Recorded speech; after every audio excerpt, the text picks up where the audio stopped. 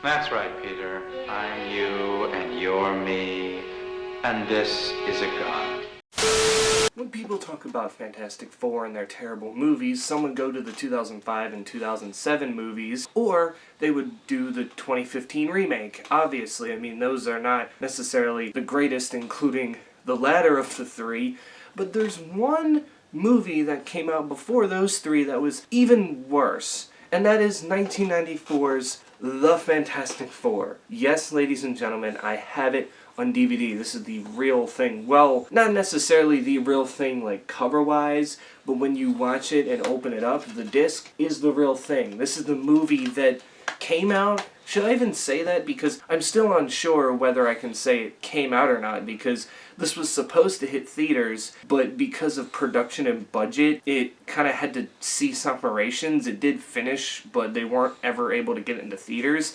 It had like a limited run on like VHS, I think, and then that was really about it, as it says on the back of this. Reportedly, Marvel president Avi Arad burned Fox's only print. So, in the end, there's not much, if anything, out there for this. It's not lost because it is right here, but it is very rare to find, and I found this online for $10. Thought I was going to get duped into it being something different, but it's not. It's the movie, and I'm going to sit here and say, look, some of the stuff I'm going to bash it on, I get it. It's 1994, so for its standards it may have been better, but you got to also think, this came out around the time when we had superhero movies like Superman, the first four, or Tim Burton had just released his 2 Batman movies, and the graphics on those were actually pretty good for their time. When you watch this, you wouldn't think that this was a early to mid-90s release. You would think that this is something in like the late 70s, early 80s, just with the production in itself. I mean, obviously, the effects are just completely and utterly horrible. I mean, Mr. Fantastic stretching out just looks silly, and of course, Johnny Storm, his flames look okay in some points, but then when he like shoots them out, or toward the end when he actually goes full flame on, you can tell it's like a CGI character, and when you see him flying around full flame trying to stop this missile from stopping New York, because God forbid, missile or a laser, that always ends up, the bad guy tries to use to destroy a city or destroy the world or something like that. You can see the computerized ass cheeks on this. Damn, boy, he's thick! This Johnny Storm that we're supposed to think is the actor, like, it's just completely obvious there. I think the only good thing is Sue Storm when she turns invisible, because it's just like, oh, it's like they use the fade filter that you would use for editing software.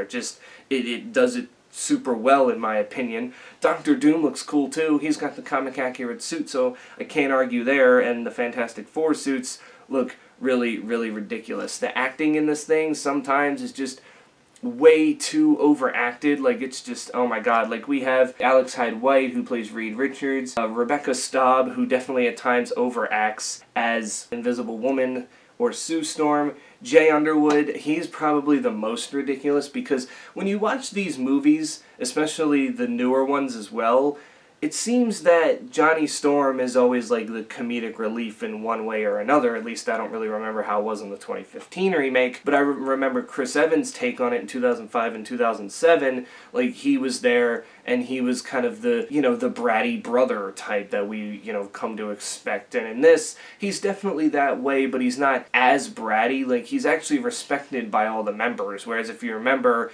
in the original 2 adaptations that hit theaters in the late 2000s, he was kind of, one where they got annoyed with him. He didn't really get along with Ben all that well, but in this one, they don't necessarily have conflict between each other than the one time Ben decides to leave because, oh, of course, he thinks he looks like a monster because, they can use their powers every so often, but he's stuck looking like a human rock forever the rest of his life. He can't really change that, even though he kind of does. He, has his Incredible Hulk moment where he, goes back into being Ben Grimm, and then all of a sudden it's like, oh, never mind, I'm this person. We do get to see his love interest in this as well, so nothing changes there. She's all, his, blind love interest. Why do I always forget her name? Was it Alice, I think? Like I said, it's the blind woman that ends up falling in love for Ben, and, she doesn't know what he looks like, but at the end when they finally get to, acquaint with each other. She, feels him, and she's like, you know what, I don't care what you look like, I love you, I don't really care. And there's also this elephant in the room. At the beginning of the movie, you see that Reed Richards, as he is a scientist who's trying to go to space, and at the beginning, it's him and Victor that go to space together, and it's Victor that gets in the horrible accident, making him become Doctor Doom, and from then on, he wanted to plan his revenge on Reed of most people because he feels that he was betrayed by Reed in this case. And before him and Victor go into space, you see this interaction between him and Ben, and then he goes to the Storm house, where you can see a young Johnny Storm and a young Sue Storm, and it gets weird between him and Sue early on, as even as like an 11 or 12-year-old girl, Sue has a crush on this like 35-year-old man, and then fast forward 10 years later where I don't even know if she's of age quite yet. If she is, she's like barely of age, and they end up getting married by the end of the movie. It's just like, that was a little weird because even in the comics, I think they were always,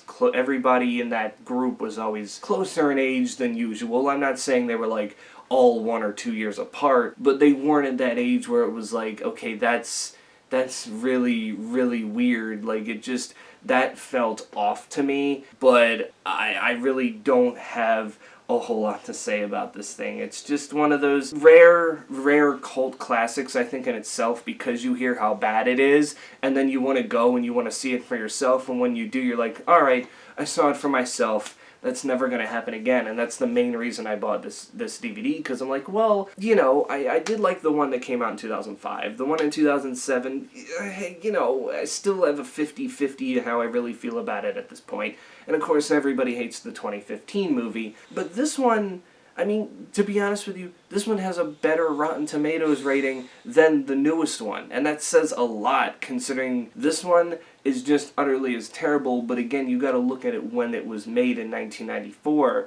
The graphics weren't necessarily there. They probably spent a lot on, the whole thing look, that when it came to Johnny's time as to finally fully flaming on, or all the times they had to, use the stretchy power with Mr. Fantastic, it just used a whole lot of their budget up to where the rest of the movie just kind of looked like it did. Like I said, it just didn't feel like a 1994 movie, considering what we had out superhero-wise, and just other movies in general already that proved that graphics were better and starting to evolve, but this just seemed like, I'll tell you what this felt like. This felt like a freshman high school film project, or college project, I'll say, where, for what it is, for them being a student, for someone still learning, you would accept it. You would still go, okay, this needs to be fixed next time, but you can improve because you're still learning. That's what I felt here. But this was made basically by Roger Corman. I think it was written by him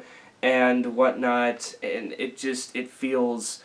It doesn't feel like a professional studio was going to pick this up at any point in time. But again, Marvel really wasn't the one that was doing well with their movies at the time. At the time, it was DC with Batman and Superman still reigning, and the Wonder Woman show having taken off at that point. Like, this was before Blade stepped in, and X-Men, and Spider-Man, so it didn't really look like they were going to go anywhere, and I guess when they saw that this movie wasn't going to do any good, they just pulled the plug, said this isn't getting released, and that's that. Somehow, some way it did. It's not lost, but it's very, very scarce to find. And I can tell you, if you do find this anywhere, you can't find it on any streaming, obviously, but if you can find it on DVD like I did, then I would definitely just give it a watch. I'm not forcing you to, but to judge it for yourself, you need to give it a watch to see what you really think, because it's all so of its time, as you'll see. That's basically all I really have to say about this. Is it as terrible as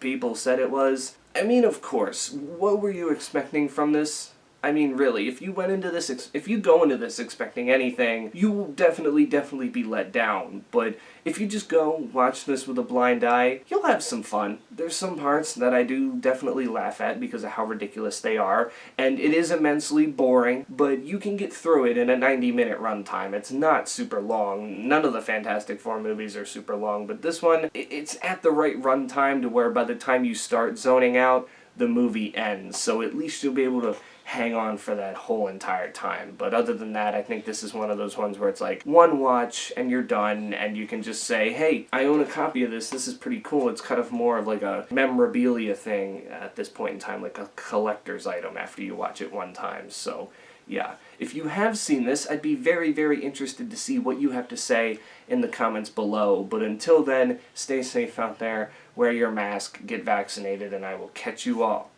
in the next one. Look at you. The Fantastic Four. Bitch, no.